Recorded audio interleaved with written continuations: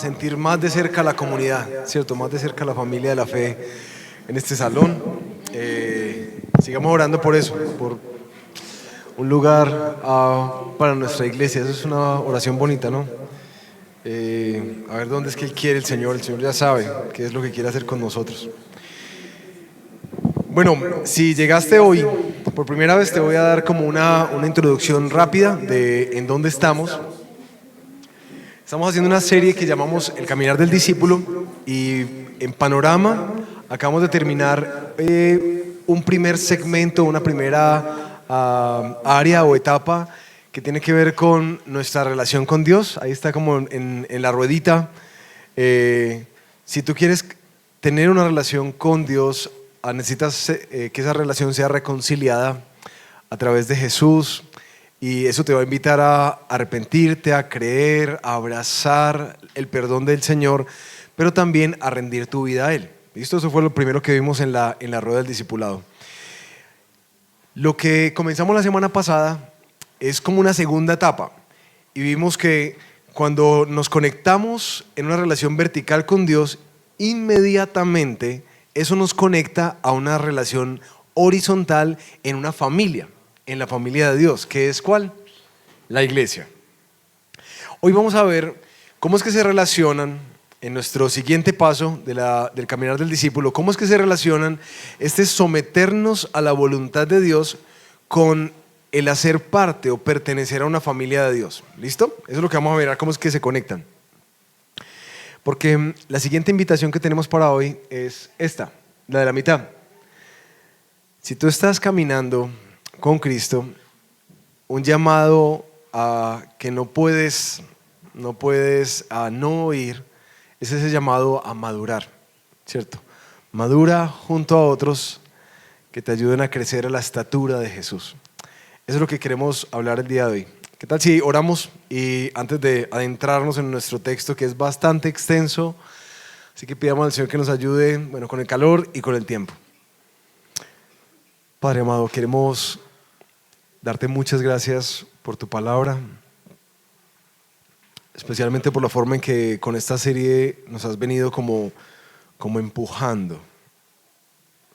A quienes quizás estábamos hace tiempo caminando contigo, nos has venido llevando a dar pasos más adelante, seguir avanzando. Quizás trayendo claridades que no teníamos, pero también a quienes han venido explorando el cristianismo, que han venido acercándose, tratando de entender cómo es esto de tener una relación con Dios y vivir con Él, cada situación, realidad de la vida. También ha sido como un mapa más claro de poder entender qué implica relacionarnos con nuestro Padre Celestial. Hoy te pedimos que en como en este nuevo desafío y una nueva invitación de madurar, Señor, tú nos ayudes. Ayúdanos a examinar nuestro corazón, pero también a entender las formas en las que tú has planeado madurarnos hasta que Cristo sea formado en cada uno de nosotros. Guíanos por tu Espíritu, te lo pedimos en el nombre de Jesús. Amén. Amén. ¿A quién se le dice madure? ¿A quién se le dice madure? A los adolescentes. Yo quise mi agua. ¿Alguien me regala el agua? No sé, estaba ahí y desapareció. Ajá. Madure. ¿A quién se le dice eso? A un hijo, a los hombres. Esa expresión de madure se le dice normalmente a alguien que quizás no se está comportando como a la altura de la edad, de la posición, del estado civil, como que no, entienda que usted ya tiene que madurar, ¿cierto? Eso es como lo que uno expresa, madure. Resulta que la invitación que vamos a estudiar el día de hoy es esa. Y bueno, la hemos puesto bonita en el círculo, pero realmente es una exhortación. ¿Sí? Madure. Si tú estás caminando en una relación renovada y reconciliada con Dios a través de Jesús, y has sido unido a la iglesia del Señor, has de entender esto, que una de las cosas que tiene Dios como una fijación sobre tu vida es que tú crezcas a la estatura de Cristo. Literalmente nuestro texto de hoy nos va a guiar en comprender eso que implica haber dicho que ya tengo una relación con Dios. Como que, bueno, ¿eso qué implica de formas prácticas? Quiero que me acompañen a abrir la carta de Efesios. El desafío que tenemos hoy es que vamos a exponer casi 2 capítulos, así que espero que me aguanten el calor. Seguramente van a ver que no vamos a ver tantos detalles como solemos verlos en las exposiciones, sino que quiero que vean más el panorama. ¿Listo? El panorama grande. Igual ahí está la presentación para que no se me pierdan en medio de las lecturas. En Efesios, capítulo 4, versículo 1, aparece como una gran bisagra de todo el libro. Yo pues, prisionero del Señor, les ruego que ustedes vivan de una manera digna de la vocación con que han sido llamados. Pablo, en medio de la cárcel, les está pidiendo a los hermanos, después de explicarles en los 3 primeros capítulos de Efesios todo lo que ha sido alcanzado para ellos a través de la muerte y resurrección de Jesús, y que ellos ya son perdonados, que son una nueva criatura, que tienen nuevos propósitos, que han sido adoptados dentro de una nueva familia, que tienen una nueva identidad. Después de decir todo lo que Dios ha hecho en Cristo, Pablo les envía un ruego desde la cárcel. ¿Y qué es lo que les ruega? De una forma muy bonita les dice: mis queridos, aprendan a vivir de una manera digna, a la altura del llamado de Dios. Pues básicamente lo que Pablo les está diciendo es que maduren. Mis hermanos, yo les ruego, por favor, maduren. Vivan a la altura de todo lo que Dios ha hecho en Cristo por ustedes. Eso es impresionante, ese gran misterio del que Pablo habla en los 3 primeros capítulos. Ahora esto implica que ustedes maduren. A partir de acá, la carta, de ahí para adelante, capítulo 4, 5 y 6, es profundamente práctica. Pero profundamente práctica, que le muestra como que nos pone una imagen de cómo luce la madurez de un hijo de Dios. ¿Listo? Así que hoy quiero animarlos a entender esto. Madurar es aprender a vivir tu vida a la altura del llamado de Dios. Y para madurar en nuestra vida y en nuestro caminar con Cristo, vamos a ver 4 cosas en nuestro texto. Vas a necesitar pertenecer a una nueva familia. Vas a necesitar desarrollar una nueva forma de pensar. Vas a necesitar trabajar por una nueva forma de vivir. Y por último, vamos a necesitar procurar una nueva forma de relacionarnos con otros. Esa es la estructura de nuestro texto el día de hoy, ¿sí? Entonces, como es amplio, vamos a ir leyéndolo y lo vamos a ir comentando y desarrollando, ¿sí? Para quienes son muy juiciosos y toman notas, no se van a perder así. Efesios capítulo 4 empieza a desarrollar algo que vimos hace 2 meses, que es cómo es la estructura que Dios diseñó para madurarnos y cuál es el lugar, la iglesia del Señor. Versículo 2. Que vivan con toda humildad y mansedumbre, con paciencia, soportándose unos a otros en amor, esforzándose por preservar la unidad del Espíritu en el vínculo de la paz. Lo primero que Pablo les está diciendo a los hermanos es: este llamamiento a madurar a la estatura de Cristo es una cosa que tú no puedes hacer solo. ¿No les llama la atención que cuando Pablo empieza a decir vivan a la altura del llamado, lo primero que entra es la iglesia? Debería meter como los deberes morales, como una lista de cosas, de pecados prohibidos, alguna cosa por el estilo. Pero lo primero que Pablo entra es la iglesia. Que tú preserves la unidad de la iglesia. Y con unas cualidades muy particulares: humildad, mansedumbre y mucha, pero mucha paciencia. ¿Sí? ¿Y por qué? Porque en últimas, dice Pablo, versículo 4, como un recordatorio para los hermanos: hay un solo cuerpo y un solo espíritu, así como también ustedes fueron llamados en una misma esperanza de su vocación. Un solo Señor, una sola fe, un solo bautismo, un solo Dios y Padre de todos, que está sobre todos, por todos y en todos. Pablo les dice, recuerden que cuando yo los llamé, cuando Dios los llamó a estar en una relación con Él, inmediatamente te conectó con un proyecto más grande. Lo vimos la semana pasada. ¿Cómo se llama ese proyecto grande que Dios está haciendo? Iglesia. Esa iglesia, que a pesar de que es tan diversa, es una sola cosa. Un montón de gente muy distinta se une por una sola cosa, esta unidad en el Señor. Sin embargo, Pablo, versículo 7, va a mostrar que a pesar de que somos uno, somos muy diversos. Pero a cada uno de nosotros se nos ha concedido la gracia conforme a la medida del don de Cristo. Por tanto dice, cuando ascendió a lo alto, llevó cautivo un gran número de cautivos y dio dones a los hombres.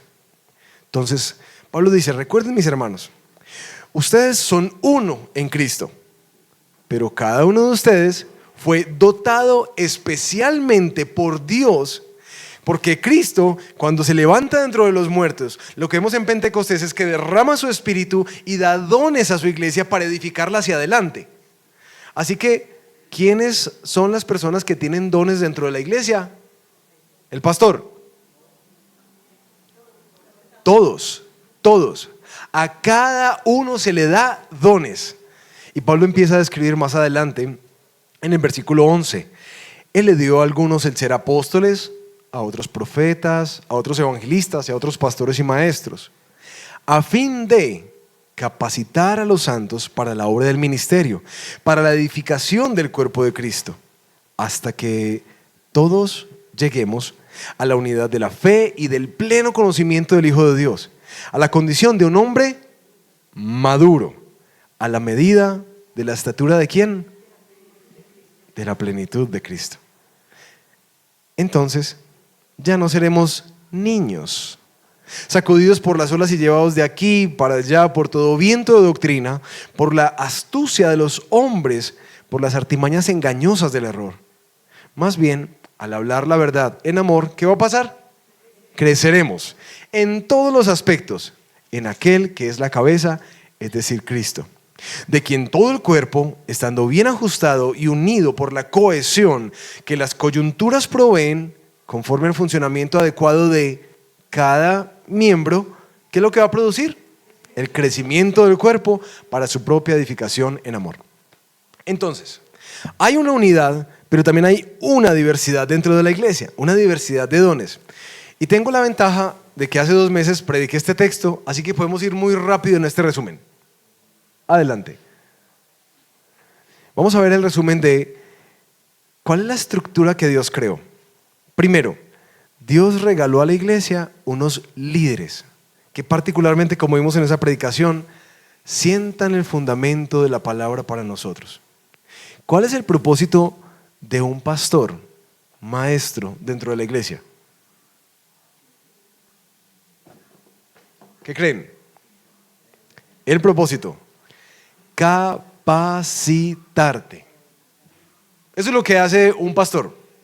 Un pastor es alguien que capacita. ¿A quién? A cada miembro de la iglesia. ¿Para qué?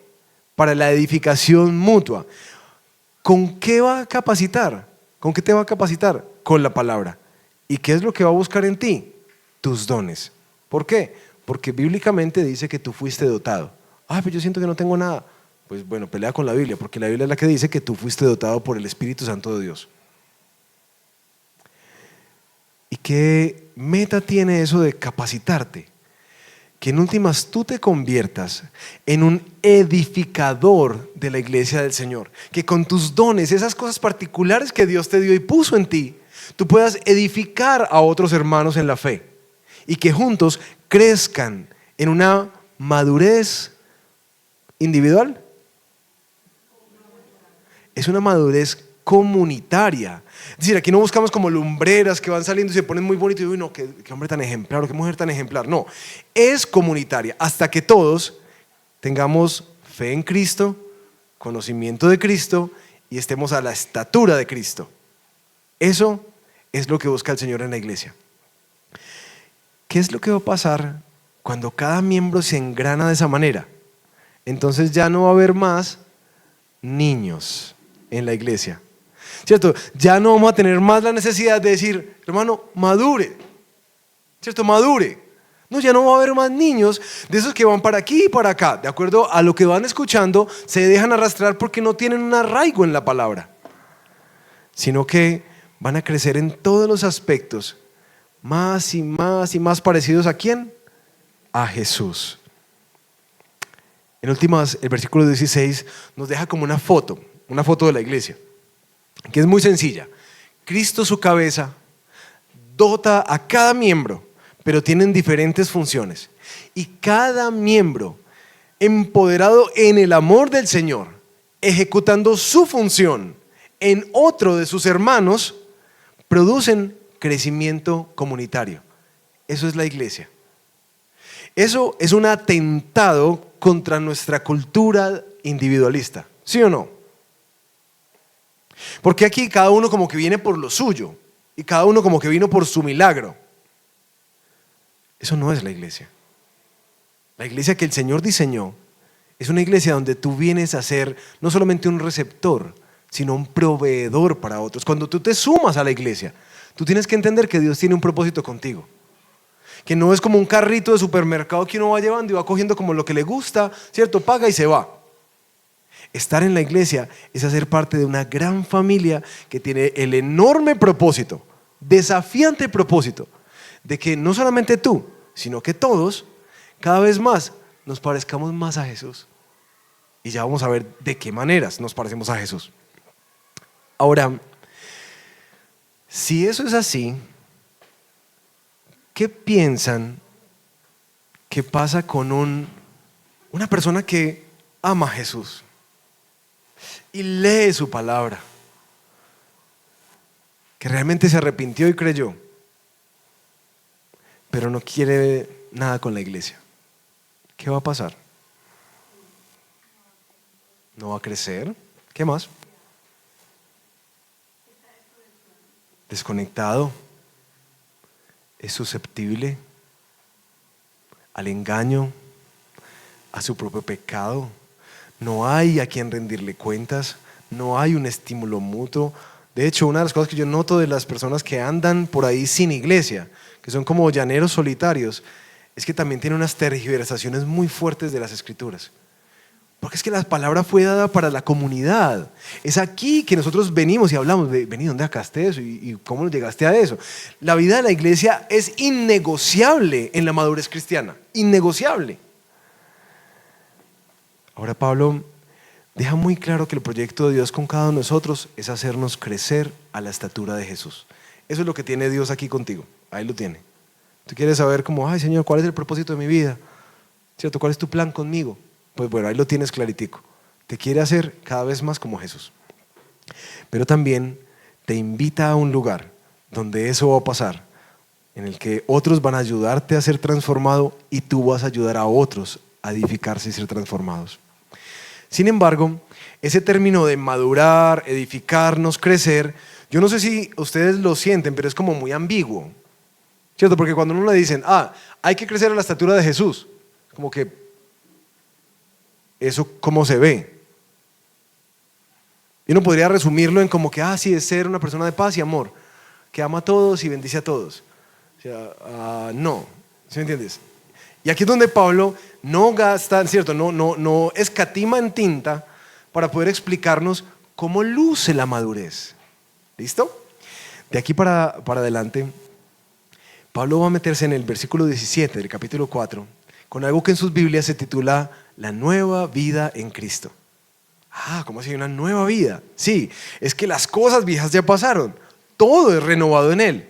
Pero lo primero que tiene que pasar para madurar, no solamente ser parte de la familia de Dios, sino que necesitas desarrollar una nueva forma de pensar. Esto digo pues, y afirmo juntamente con el Señor, que ustedes ya no anden, así como andan también los gentiles, en la vanidad de su mente. Ellos tienen entenebrecido su entendimiento. Están excluidos de la vida de Dios por causa de la ignorancia que hay en ellos, por la dureza de su corazón. Habiendo llegado a ser insensibles, se entregaron a la sensualidad para cometer con avidez toda clase de impurezas. Pero ustedes no han aprendido a Cristo de esta manera. Escuchen esto: si en verdad lo oyeron y han sido enseñados en Él, conforme a la verdad que hay en Jesús, que en cuanto a la anterior manera de vivir, ustedes se despojen del viejo hombre, que se corrompe según los deseos engañosos, y que sean renovados en el espíritu de su mente, y se vistan del nuevo hombre, el cual en la semejanza de Dios ha sido creado en la justicia y santidad de la verdad. Lo segundo que tiene que pasar para madurar es que la mente hace un clic, ¿cierto? Y cambia. Pablo plantea que hay como dos maneras de vivir o dos mentalidades: la del viejo hombre y la del nuevo hombre. ¿Cómo es el viejo hombre? Un hombre que está viciado. ¿Por qué? Por la oscuridad de su mente. Se ha entenebrecido. Es insensible a la voz de Dios. Ese es el viejo hombre. Y Pablo dice: ustedes, cuando escucharon a Cristo, escucharon una cosa totalmente diferente. Cuando vinieron a Él y rindieron su vida a Él, algo cambió radicalmente en su vida. Y es que aparece una nueva vestidura. Por eso es que invita a vístanse de. ¿Quién tiene que hacer eso? Nosotros. Vístanse de un nuevo hombre que está hecho a semejanza ¿de quién? De Dios. Y adopta un nuevo estilo de vida que se caracteriza por la justicia y la santidad. En este texto hay como unas piedras en el zapato que uno como que le molestan cuando lo lee. Y aquí hay una de ellas. ¿Por qué Pablo le dice a los hermanos, son sus hermanos, ya les predicó tremendo sermón acerca del Evangelio, y le dice: ustedes no han aprendido a Cristo de esta manera, si en verdad lo oyeron y han sido enseñados en Él, conforme a la verdad que hay en Jesús? ¿Por qué les dice eso? Cierto que es como una cosa como incómoda. ¿Por qué? Porque como, listo, vamos para adelante. Y Pablo está como cerciorándose que no vaya a haber una idea errada dentro de la iglesia, en el camino de la madurez, en la que piensen como que yo puedo seguir viviendo como el viejo hombre en una relación reconciliada con Cristo. Y Pablo dice: no, mis hermanos, no se confundan, ¿cierto? No se confundan. Porque no es un discurso que uno aprende, sino una nueva vida que uno empieza a vivir. Si esta nueva vida, ¿cierto?, no es compatible con el discurso que tú tienes de reconciliación, entonces ahí es donde aparece la gran pregunta: si es que en verdad entendiste. Y si tú estás viviendo una vida muy distante de la santidad que el Señor está llamando, hay una gran pregunta que Pablo invita a hacerse: ¿en verdad tú escuchaste esto? Porque eso no es lo que Cristo nos enseñó. ¿Vale? Cambia la manera de pensar.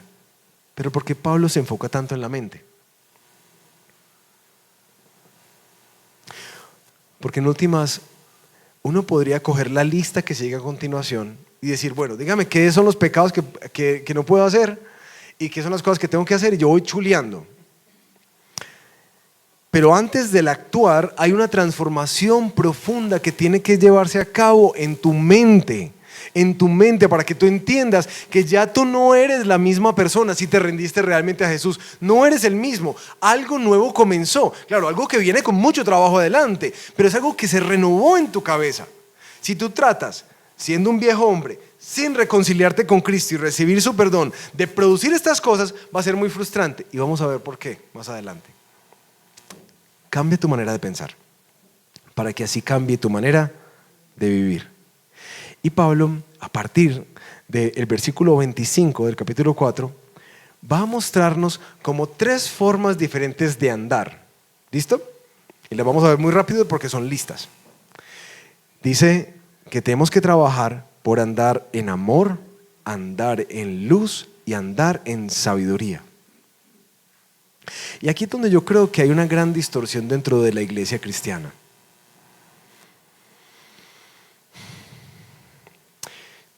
Cuando nos invitan a seguir a Jesús, esa invitación siempre va a llamar al arrepentimiento de vivir una vida separados de Él y a las buenas obras. ¿Les parece si abrimos las dos puertas? Que hasta yo me estoy cocinando. Al arrepentimiento y a la fe en Cristo Jesús. Y de ahí para adelante hay como una seguridad de que en Cristo ya has sido perdonado completamente, que Él ya hizo todo lo necesario para que tú fueras rescatado y reconciliado con Él y adoptado como su hijo.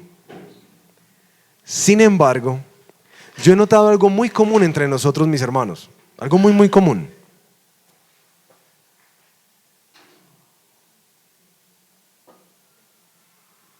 Y es que vivimos nuestra fe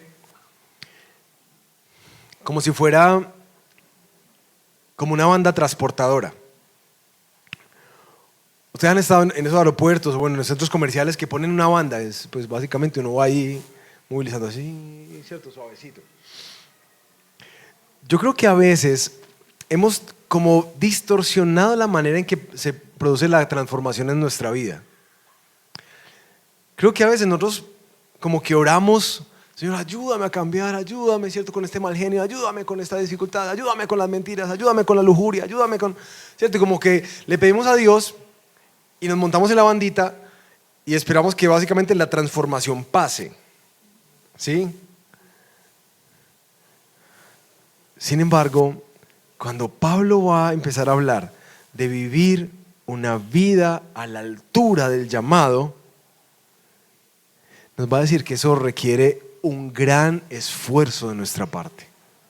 De hecho, van a notar que es muy insistente en las exhortaciones.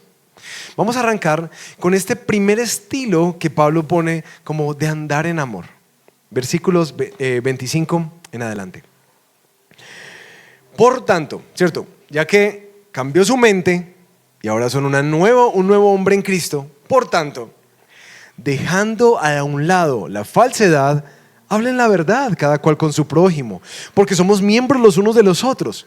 Enójense, pero no pequen. No se ponga el sol sobre su enojo, ni den oportunidad al diablo. El que roba, no robe más, sino más bien que trabaje, haciendo con sus manos lo que es bueno, a fin de que tenga que compartir con los que tienen necesidad.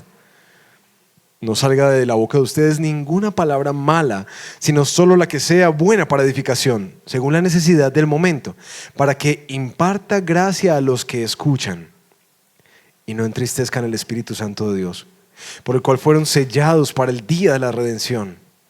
Sea quitada de ustedes toda amargura, enojo, ira, gritos, insultos, así como toda malicia.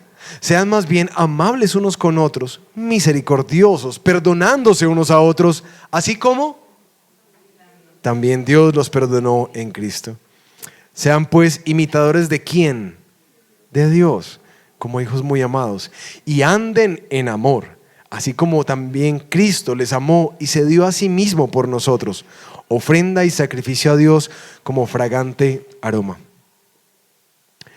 Lo primero que Pablo pone, si lo notas, es como una lista de cómo luce la madurez en las relaciones interpersonales. Y alguien lo puso como en una lista de ¿qué implica esto? Bueno, si la gran exhortación es vivan a la altura del llamado, es decir, maduren. Ya no tenemos esa imagen como difusa de no, como Cristo, y eso como que ¿cómo es? Aquí ya empieza a listarse como algo que nos empieza a dar una claridad. O literalmente, como que se pone un espejo delante de nosotros y entonces uno dice, aquí ya sí me puedo ver. Ya sí me puedo ver. Primero, no más mentiras. Y tras cada exhortación del viejo hombre, hay una invitación al nuevo hombre. ¿Qué es lo que hace el nuevo hombre? habla la verdad. Habla la verdad. Segundo, no más enojo. ¿Es propio? ¿Está a la altura del llamado el enojo? Y Pablo hace una claridad. Enójense. Como algunos me dicen, pero veas que la Biblia dice que sí me puedo enojar. Yo sí, claro, tú te puedes enojar. ¿Por qué? Porque el enojo es una emoción propia del ser humano. El problema es qué haces con él. ¿Cierto? ¿Qué vas a hacer con tu enojo? Porque lo que Pablo dice es que enójate, pero no peques. Dice Proverbios eso, que en últimas, los que nos enojamos con facilidad, cometemos toda clase de pecados. Tercero, no más robos. Y esto no se refiere solo como a los raponeros, ¿cierto? Como que sacaron cosas por ahí, sino que empieza a meterse dentro de nuestra vida, a llevarnos a pensar de qué maneras estamos robando a otros en nuestros empleos, en nuestros trabajos, a nuestros clientes, porque hay formas estratégicas de robar, ¿no? Y que a veces como que justificamos y tenemos hasta el descaro de pedirle al Señor que no nos pillen. La madurez se ve también así, en que ya no hay más robo, sino un trabajo honesto, con buenas obras. ¿Para qué? Para que cambie el carro, para que engrandezca la casa. ¿O para qué es que uno trabaja según la Biblia?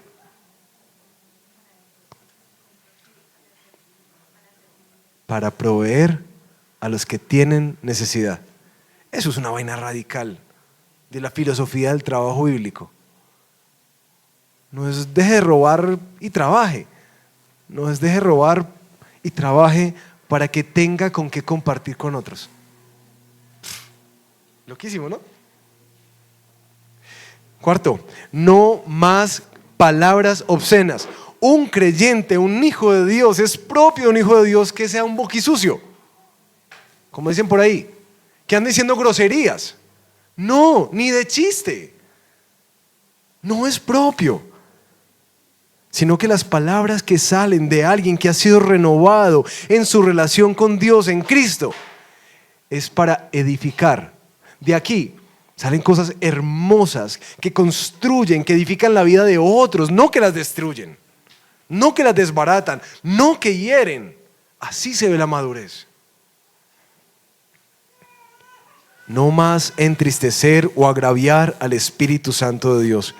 Y quizás la lista que sigue es la que más nos ayuda a entender qué es eso de agraviar al Espíritu.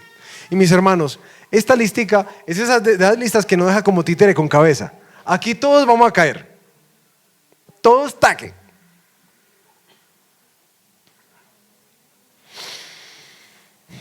Sea quitada la amargura, el enojo, ira, gritos, insultos, malicia.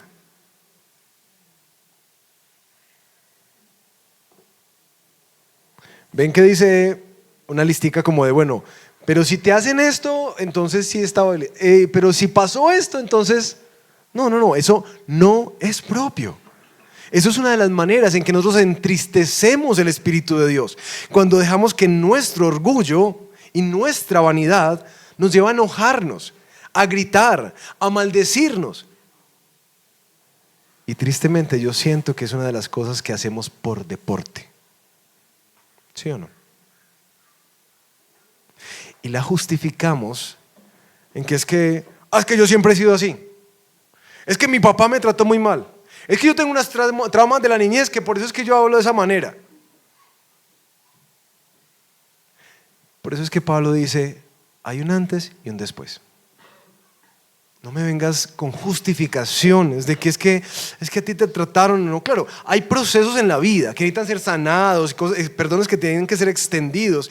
Pero Pablo dice, mis hermanos, eso ya no es parte de la vida de un creyente. Y esto es de las cosas que más arrepentimiento quizás ha tenido, porque cuando uno viene a caminar con Cristo, uno empieza como a quitarse las cosas como más escandalosas, ¿cierto? Como los pecados más condenables. Ahí, no, ya no voy a hacer esto, ya no voy a hacer esto, ya no voy a hacer. Y uno siente como que ya. Pero en la cotidianidad de la vida, sí o no, que esto es una cosa demasiado común. Con los hijos, con el esposo, con la esposa. con los trabajadores, con los que se le atraviesan a uno en el carro, con los hermanos en la iglesia.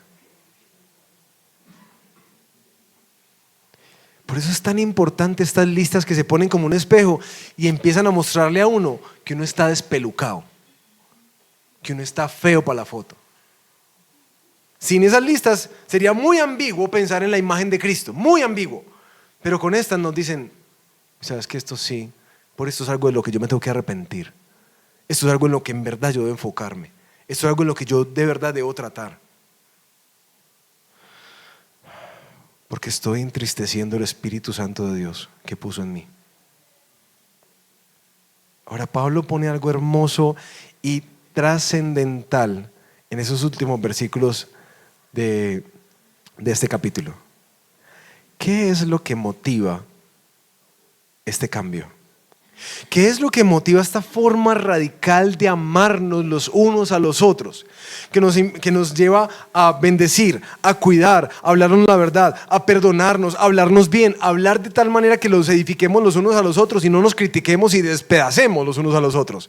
¿Qué es lo que media profundamente la relación entre mi hermano y yo? Ese así como Cristo los perdonó, así como Cristo los amó. Ustedes han visto que en la rueda del discipulado, en el centro dice evangelio, porque el motor de toda nuestra transformación, mis queridos, es eso, es lo que Cristo hizo. Es por Él que cambiamos, no como que no, bueno, yo le doy una segunda oportunidad. No, es porque hemos disfrutado su gracia, su perdón, su misericordia, su paciencia, su compasión, su favor, su bendición sobre nuestra vida, cuando evidentemente no la merecíamos. Eso es lo que le permite a uno perdonar a quien lo hiere profundamente. ¿Por qué puedo perdonarlo? Porque Cristo me perdonó a mí. Porque puedo aguantármelo. Porque Cristo me aguanta a mí. No me aguantó, me aguanta. Porque puedo pensar en servir sacrificialmente. Porque Cristo me sirvió así a mí. Porque puedo amar a quien es difícil y complejo de amar dentro de la iglesia y fuera, en la casa. ¿Por qué? Porque Cristo me sigue amando así. Mis hermanos, no hay gloria en esto. Porque cuando yo afirmo esto, yo afirmo también que soy una persona difícil de amar. Que soy también una persona que ha dañado a otros. Que soy una persona que es difícil y compleja para el Señor. Y Él aún así me ama.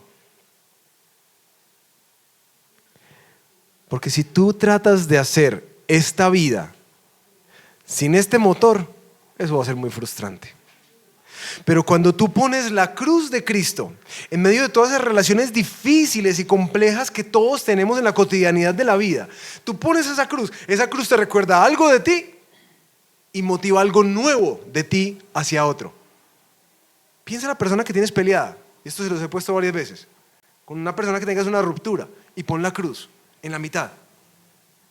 ¿Qué te invita a hacer eso?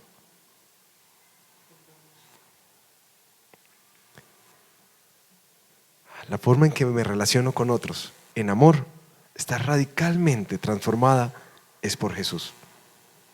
Pablo continúa hablándonos de otro tipo de andar.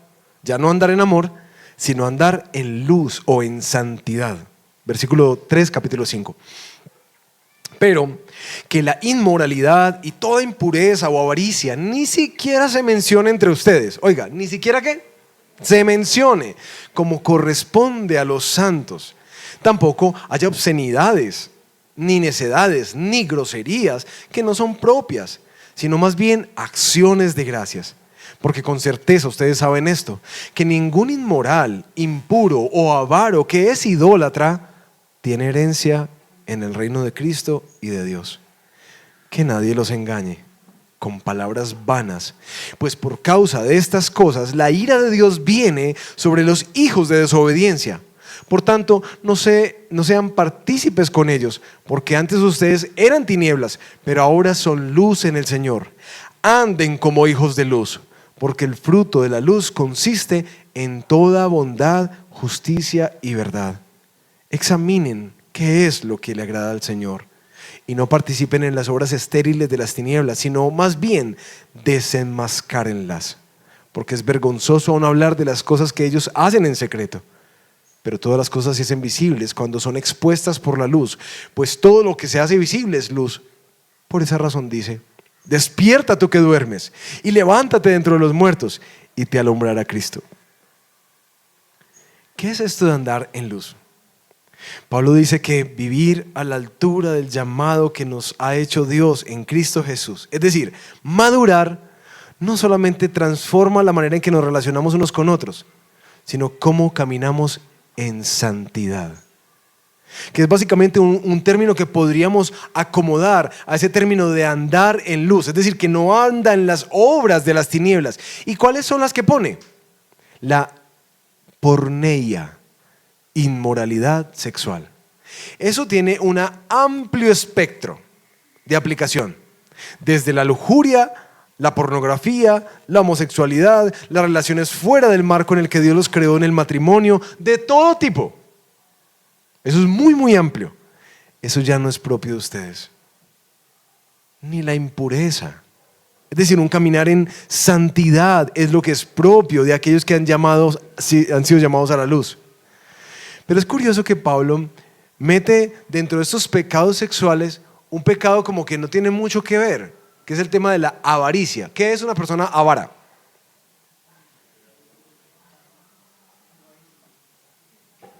Alguien egoísta que siempre está pensando en más para mí, más dinero, o más alimento, o más propiedades, o más posesiones. Y Pablo dice: mis hermanos, ni la inmoralidad, ni la impureza, ni la avaricia le corresponde ya a los santos. ¿Recuerdan lo que les decía? ¿A quién se le dice madure? Pues a quien no se está comportando a la altura del llamamiento. Pablo les está diciendo aquí: mis hermanos, maduren. Eso ya no está a la altura de ese llamado.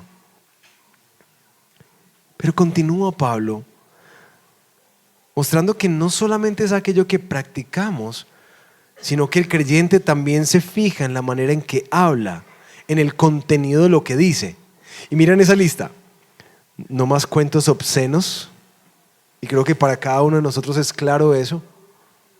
No más necedades, ni conversaciones necias, torpes, que no llevan absolutamente nada, que no edifican a nadie. Y no más groserías, ni chistes groseros. ¿Por qué? Porque ya no es apropiado. Ay.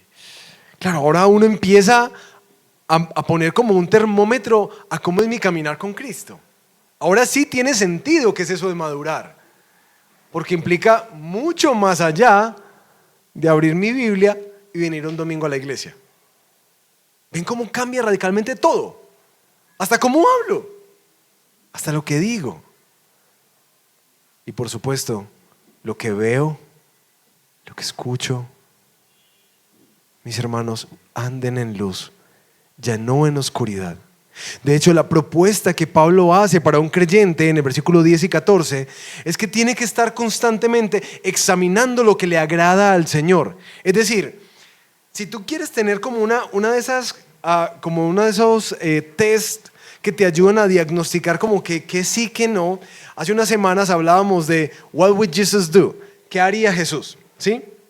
Pero otro que algunos autores han tenido que me gusta mucho es como que, porque le preguntan mucho: pastor, ¿será que puedo hacer esto? Pastor, ¿será que puedo hacer esto? Pastor, ¿será que? O sea, ¿tú crees que Jesús se sentiría cómodo con esto?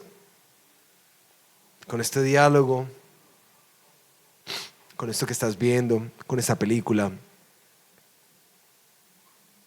¿Tú crees que se sentiría cómodo con estas relaciones que tienes y la manera en que te estás relacionando con ellas? ¿Te sentiría cómodo Jesús? Porque eso te va a ayudar muchísimo. A mí como que, uy, no, si Chuchito Lindo estuviera aquí, como dicen algunos, yo no diría eso. Uy, no, pastor.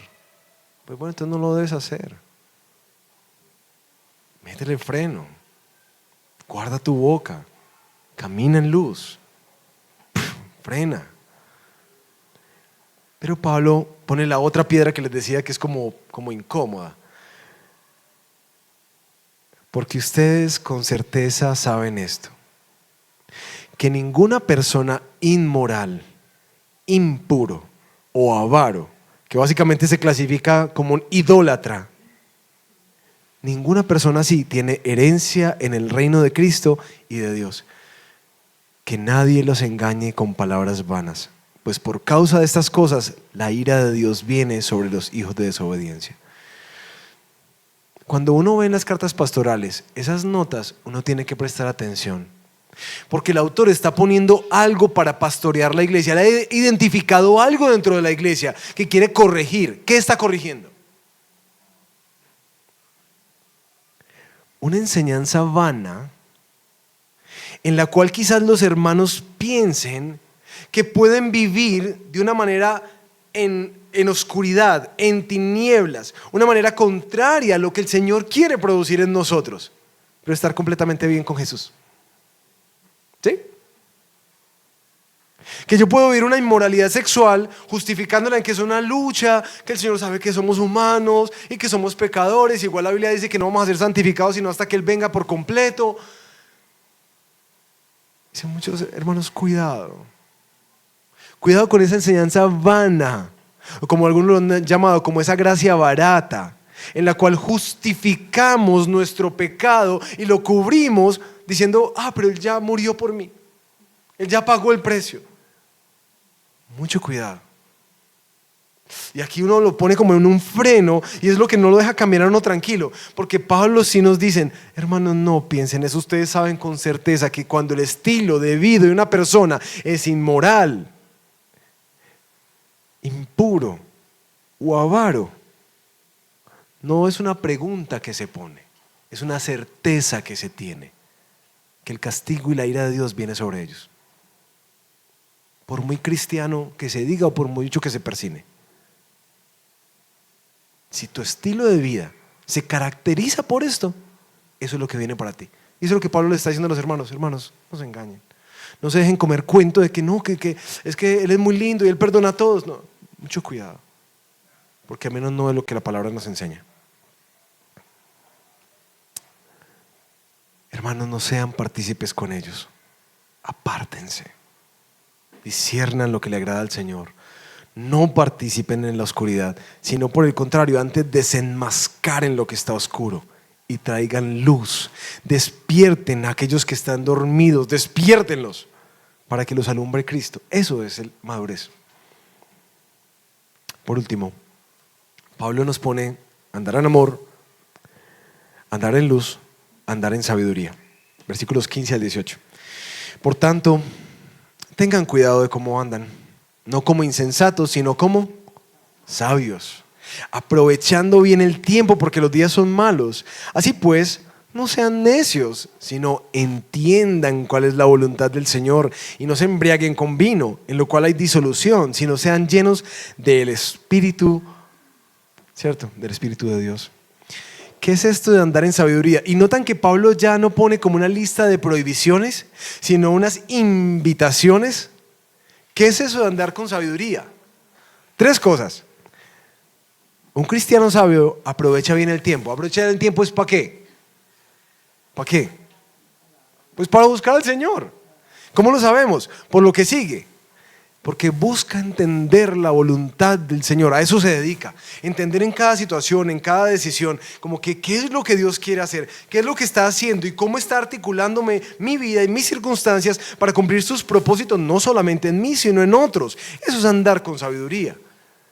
Pero aprovecha bien el tiempo también para ser lleno del Espíritu Santo, no lleno de alcohol, lleno del Espíritu. Eso es andar sabiamente.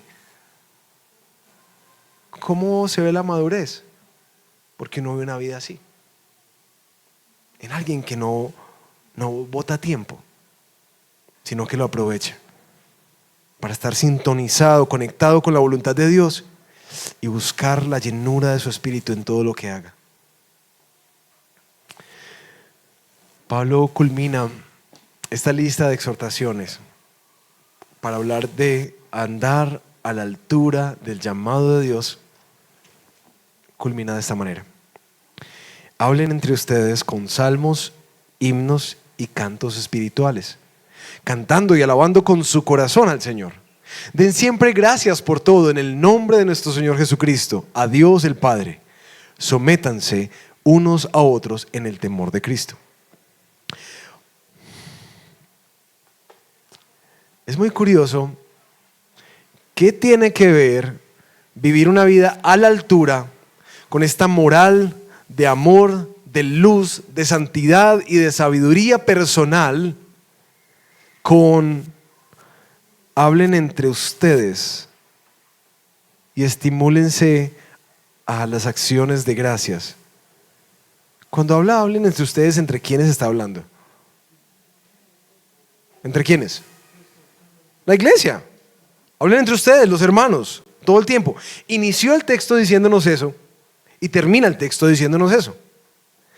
Hablen entre ustedes. ¿Para qué? Para mantener un corazón agradecido. Por eso el tema de los salmos, himnos y cánticos espirituales. Eso como raro, como que no logro imaginar como que cómo es hablarle al hermano con un salmito, ¿cierto? Y como con un canto espiritual, es como extraño. Pero básicamente lo que Pablo está comunicando aquí es que en la iglesia es un lugar donde mutuamente nos animamos en el Señor. ¿A qué? A mantenernos agradecidos. Pero ¿qué relación tiene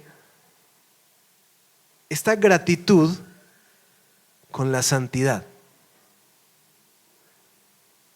¿Qué relación tiene eso? Porque Pablo está conectando todo. ¿Qué relación tiene con que nosotros mantengamos agradecidos con el Señor, alabándolo a Él, diciendo lo maravilloso que es Él? Con la santidad. Pues mis hermanos, la gratitud en las Escrituras es trascendental porque te mantiene enfocado en ver a Dios más grande, más hermoso, más suficiente, más perfecto, más fiel. Y eso hace que todo el resto de cosas palidezca. Cuando tú contemplas a Cristo y lo que Él ha hecho, cuando lo cantamos en la iglesia, eso no solamente nos da como una paz, sino que también nos capacita para expresar lo mismo a los otros. Pero también cuando tú ves esa belleza y gloria del Señor que satisface completamente nuestro corazón y lo llena de tal manera que no tenemos necesidad de nada, entonces no tenemos que estar buscando ni en la pornografía, ni en relaciones, ni en otras cosas algo que satisfaga nuestra vida, porque ya lo tenemos todo.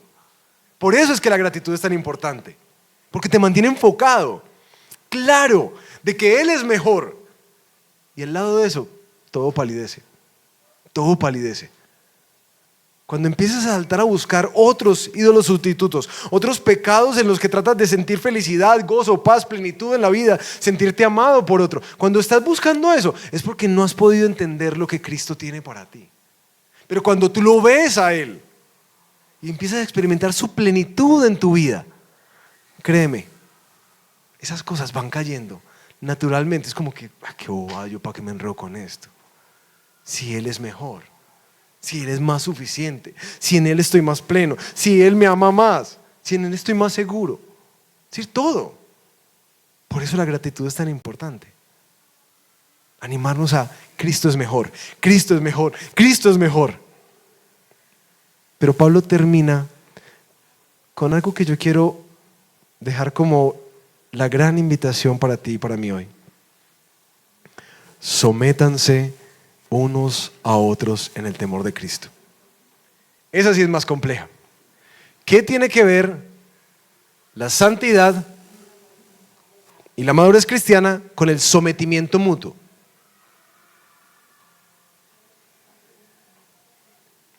Porque cuando yo estoy hablando de someterme, estoy hablando de una autoridad que yo le doy a otra persona, porque soy yo el que se la doy, nadie me somete. Al menos no es lo que Pablo está diciendo. Es que Pablo está animando a los hermanos a que nosotros mismos tomemos la decisión de someter nuestra vida unos a otros. No dice someter al pastor, eso lo dice por ahí en Hebreos, porque ellos tienen cuidado de sus almas.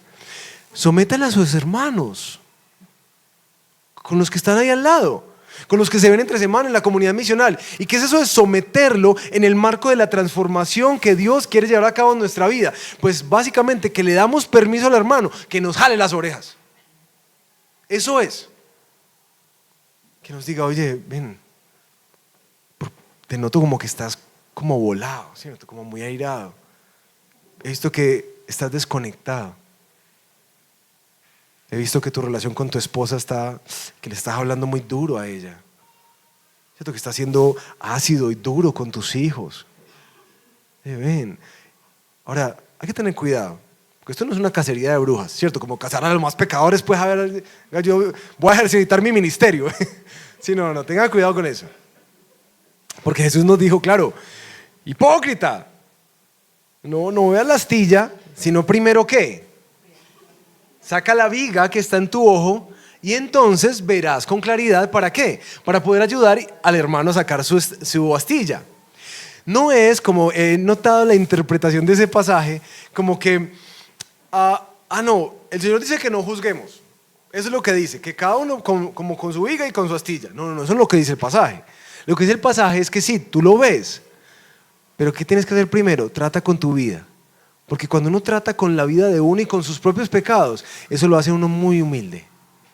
Así que la intervención no es, venga papito y lo saco eso, no. La intervención es en amor, en gracia, con cuidado, con paciencia, con humildad, pero con verdad. Gracia y verdad. ¿Ustedes imaginan eso, el poder de eso en nuestras comunidades misionales? Que en verdad yo vengo y yo soy un libro abierto. Porque yo tomé la decisión, porque la palabra me invitó a eso, a que Cristo me quiere cambiar, y eso implica que yo voy a ser vulnerable con otros, que le voy a abrir mi vida a otros y que voy a permitir que otros metan la mano en mi vida. Claro, eso no gusta mucho. Pero si tú quieres vivir a la altura de este llamado, este fue el plan de Dios para ti. Si tú decides cerrarte, aislarte y nadie te puede decir nada, suerte con eso. Porque eso no fue lo que Dios diseñó. Por eso creo que el texto arrancó con el tema de la humildad. Porque una de las cosas que requiere caminar con Cristo es eso: mansedumbre y humildad. Mis hermanos, no es algo que yo haga como pastor. De hecho, es algo que Jonathan, que está en este proceso, ha hecho más de una vez. Y ha tenido el coraje de decirme, hey Toca, yo sí vi que te estabas como enojando mucho en esa reunión y que hablaste muy duro. Y yo, pero es que hermano, sí, tenés razón. Estaba aquí ya sulfurado y se me salió. Y perdón, porque eso no es propio. Eso ya no corresponde. ¿Tú tienes a alguien a quien les hayas dado ese permiso? Aquí en la iglesia. ¿Tú sientes que estás en sujeción a otros, sometido a otros?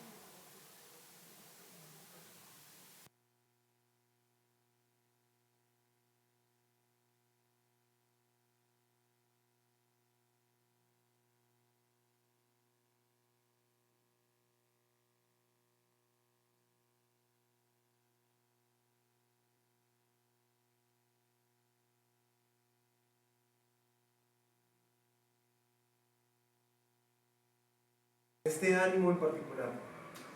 El siguiente paso en tu caminar con Cristo es que madures. Madura, por favor. ¿Y eso es qué? Que tú vivas a la altura del llamado que Dios te dio en Cristo. Para eso, nuestro texto nos ha mostrado que vamos a necesitar de una familia, una nueva familia, una nueva forma de pensar, unos nuevos hábitos y una nueva forma de vivir y una nueva forma de relacionarnos con otros. ¿Ahora tiene sentido todo? Sí. Atención.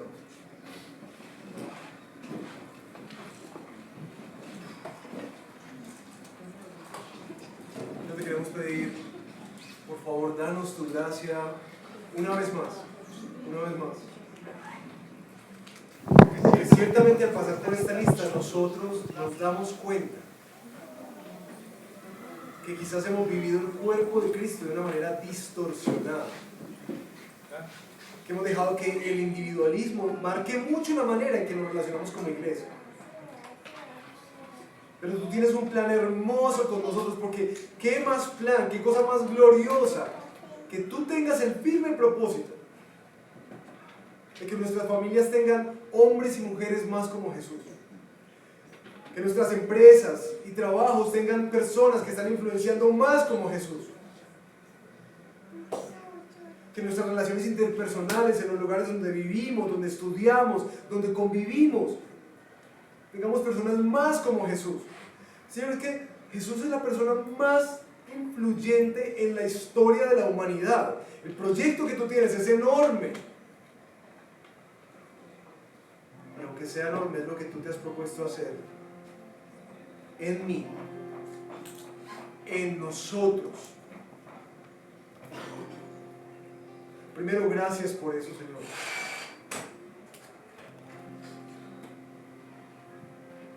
Gracias por esa ambición que tienes de hacernos más y más a la imagen de tu Hijo. Pero también gracias por la iglesia, gracias por el Rey de Belén, por nuestras comunidades misionales, por los discipulados que han venido pasando entre semana. Esas relaciones tan bonitas, Señor, que nos han ayudado a crecer un poquitico más a tu imagen. No solamente en los hábitos de orar y leer las escrituras y entender más tu plan, sino que también esas relaciones en las que nos hemos exhortado, nos hemos animado, nos hemos traído y restaurado aún del pecado. Gracias por eso tan bonito que pasa en nuestra iglesia. Yo te pido que despiertes en nuestro corazón ese sentido de cuerpo, ese sentido de unidad que tú quieres producir. Porque en última, Señor, todo esto es importante, como lo refleja nuestra rueda del discipulado. Porque tú decidiste glorificarte, no solamente aquí en la tierra, sino ante los poderes y principados a través de tu iglesia. Te pedimos, Señor, que por favor nos ayudes a entender que el madurar no es solamente algo hermoso y precioso que tú quieres hacer en nosotros, sino que madurar es parte de tu plan, porque tú quieres mostrar al mundo la sabiduría que tú tienes a través de lo que produce el Evangelio en un cuerpo de creyentes tan diverso, tan difícil, tan complejo, que se une solamente por Cristo, en amor, y se ayuda mutuamente a crecer. Ayúdanos, Señor, a que nuestra vida en comunidad llegue a tal grado de cohesión, de amor, de crecimiento, de santidad,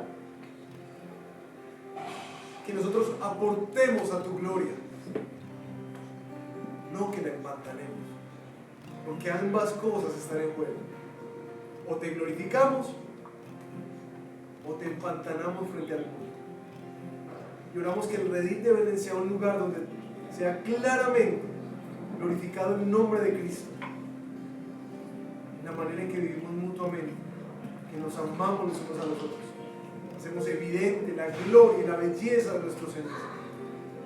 Que en verdad el Redil de Belén sea un apartamento modelo, que el mundo alrededor vea, quiera ser parte y anhele crecer, y anhele ser parte de este nuevo pueblo, de esta nueva humanidad que tú estás creando dentro de tu plan redentor, para la gloria de tu nombre. Eso te lo pedimos en el nombre de Jesús. Amén.